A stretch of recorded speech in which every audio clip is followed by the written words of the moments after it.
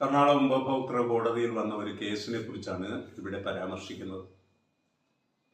2020 August മാസത്തിൽ George Jijo എന്ന് പറഞ്ഞൊരു വ്യക്തി ഒരു ഇലക്ട്രിക്കൽ സ്കൂട്ടർ ഒരു കടയിൽ നിന്ന് വാങ്ങിക്കുകയുണ്ടായി.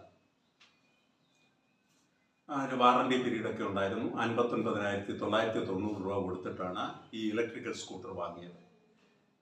പക്ഷേ ഏതാനും മാസം ഉപയോഗിച്ചപ്പോൾ തന്നെ സ്കൂട്ടർ കേടായി.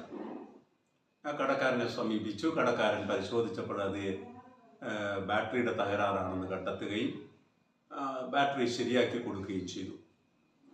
എന്നാൽ പരാതിക്കാരന് ബാറ്ററി മാറ്റിക്കൊടുക്കണമെന്നായിരുന്നു ആവശ്യം. പക്ഷെ അതിന് പകരം റിപ്പയർ ചെയ്ത് കൊടുക്കുകയാണ് ഉണ്ടായത്. ഏതായാലും പരാതിക്കാരൻ വീണ്ടും സ്കൂട്ടർ ഉപയോഗിച്ചു. പക്ഷെ താമസം വിനാ തന്നെ വീണ്ടും അത് ഉപയോഗിക്കാൻ പറ്റാത്ത രീതിയിലായി. വീണ്ടും കടക്കാരനെ സമീപിച്ചു.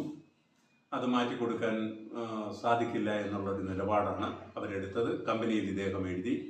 കമ്പനിയിൽ നിന്നും അനുകൂലമായ മറുപടി ഉണ്ടായില്ല. വാറണ്ടി പീരീഡ് കഴിഞ്ഞു എന്നുള്ള മുട്ടുന്യായങ്ങളൊക്കെ ഉന്നയിക്കുകയുണ്ടായി. സ്വാഭാവികമായിട്ട് ഇദ്ദേഹം എറണാകുളം ഉപഭോക്തൃ കോടതിയിലെത്തുകയും കേസ് ഫയൽ ചെയ്യുകയും ചെയ്തു. കോടതി പരിശോധിച്ചപ്പോൾ അതിൽ ന്യായം ഉണ്ടെന്ന് കണ്ടെത്തി.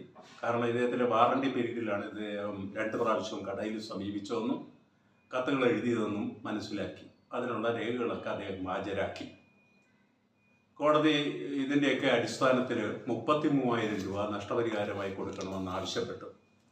ഇതിനകത്ത് ബാറ്ററിയുടെ വില, ചാർജറുടെ വില, ഇദ്ദേഹത്തിൻ്റെ കോടതി ചെലവ്, ഒപ്പം തന്നെ നഷ്ടപരിഹാരം എല്ലാം കൂടി ചേർത്തിട്ടാണ് 33,000 രൂപ വിധി പ്രഖ്യാപിച്ചത്. ഇത് നൽകുന്നൊരു പാഠം നമ്മളെല്ലാവരും തന്നെ ഇത്തരം മോശമായ പ്രവണതകൾക്ക് വിധേയമാകുമ്പോൾ ഉപഭോക്തൃ കോടതികളെ സമീപിച്ച് നല്ല വിധി സമ്പാദിച്ചു കഴിഞ്ഞു തീർന്നാൽ വ്യാപാര വ്യവസായ സമൂഹം തെറ്റായ രീതിയിലുള്ള വിൽപ്പനയ്ക്ക് മുതിരില്ല എന്ന് പ്രത്യേകം ഓർക്കുക.